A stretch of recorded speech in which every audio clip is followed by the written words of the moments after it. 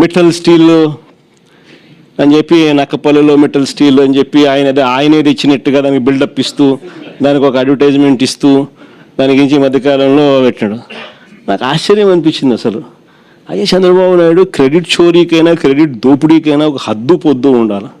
ఇదే మిట్టల్, ఇదే ఆదిత్య మిట్టల్ ఇదే మిట్టల్ వాళ్ళు, నేను డావోస్ 2022లో డావోస్ పోయినప్పుడు నన్ను కలిసినారు.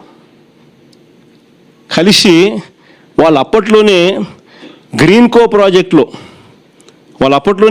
ప్రాజెక్టులో దాదాపుగా 4,800 కోట్ల రూపాయలు కర్నూలులో కడతా ఉన్న పంప్ స్టోరేజ్ ప్రాజెక్టులో భాగం తీసుకొని గ్రీన్కోలో 4,800 కోట్ల రూపాయలు పెట్టుబడులు పెట్టడానికి ఆ రోజుట్లో డావోస్లో అప్పుడే నా సమక్షంలోనే అవగాహన కుదురుంది.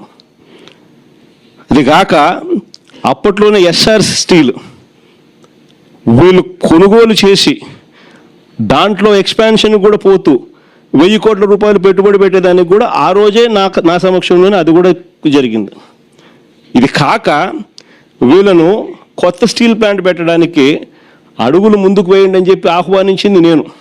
రాష్ట్రానికి ఆహ్వానించి రమ్మని చెప్పి వాళ్ళకి చెప్పి, వాళ్ళు అధికారులకు కూడా చెప్పిన, వాళ్ళు వస్తున్నారు, వాళ్ళకి ఎక్కడెక్కడ మనం భూములు ఇవ్వగలుగుతామో చూపించండి అని చెప్పి వాళ్ళు రావడము. మన అధికారులు ఫస్ట్ కాకినాడ SCZలో భూములు చూపించారు, తర్వాత మూలపేటలో వీళ్ళు రావడానికి భూములు చూపించారు, తర్వాత నక్కపల్లిలో మన హయాంలోనే వీళ్ళకి భూములు చూపించినారు. చూపించిన తర్వాత నక్కపల్లిలో వీళ్ళు ఎన్నికలకు మునిపే రావడము, నక్కపల్లిలో భూములు కూడా చూసుకోవడము, భూములు వాళ్ళకు నచ్చడము, అక్కడ ఆల్రెడీ అప్పటికే APIC భూములు మన దగ్గర ఉన్నాయి. ఆ భూముల్లో నుంచి వీళ్ళకి 2,200 ఎకరాలు మనం అప్పటికే సూత్రప్రాయంగా వీళ్ళకి ఇవ్వడం కూడా జరిగింది. సూత్రప్రాయంగా ఇచ్చేదానికి అడుగులు ముందుకు కూడా వేశాం. ఈ లోపల ఎన్నికల కోడ్ వచ్చింది. ఇది జరిగింది. ఇక్కడ చూస్తే ఎన్నికలు అయిపోయిన తర్వాత చంద్రబాబు నాయుడు గారు మనం అంత దూరం తీసుకొచ్చిన ప్రక్రియను ముందుకు తీసుకుపోయినాడు. అంతే ఈయన చేసింది. ఓ జూమ్ కాల్ పెట్టుకున్నాడు, మాట్లాడినాడు, అంతే. ఇప్పుడు చూస్తే పేపర్ చూస్తే ఏమనిపిస్తుంది, అసలు మిట్టల్ అనేవాడు చంద్రబాబు నాయుడు సుందర ముఖార విందాన్ని చూసి వచ్చినట్టుగా బిల్డప్. ఆ గూగుల్ కూడా అంతే, అప్పుడు కూడా అంతే. అదాన్ని తీసుకొచ్చింది మనం, గూగుల్ను తీసుకొచ్చింది మనం, ఏదన్నా చూసుకో. చివరికి ఆశ్చర్యం కలిగించే విషయం ఏమిటంటే,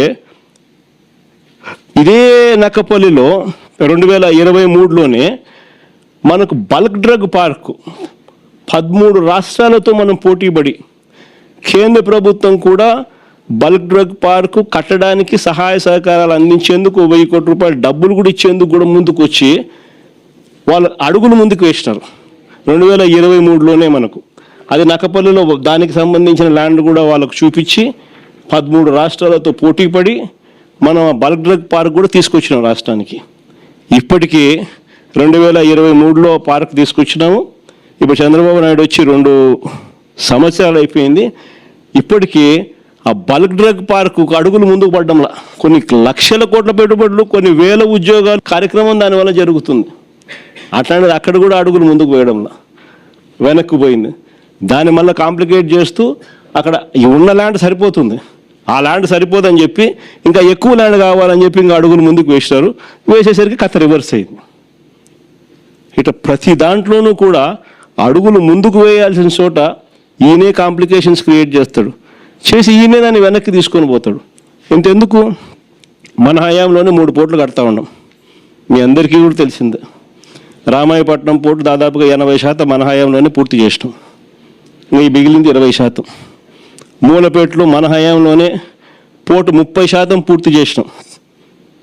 మన హయాంలోనే ల్యాండ్లు పూర్తి చేసినాం, పర్మిషన్లు పూర్తి చేసినాం, ఫైనాన్షియల్ క్లోజర్ పూర్తి చేసినాం, డబ్బులకు ఇబ్బంది లేకోకుండా దానికి సపరేట్ బ్యాంక్ అకౌంట్ క్రియేట్ చేసి సపరేట్గా దానికి లోన్ శాంక్షన్ చేసి సపరేట్గా దానికోసం చేసినాం.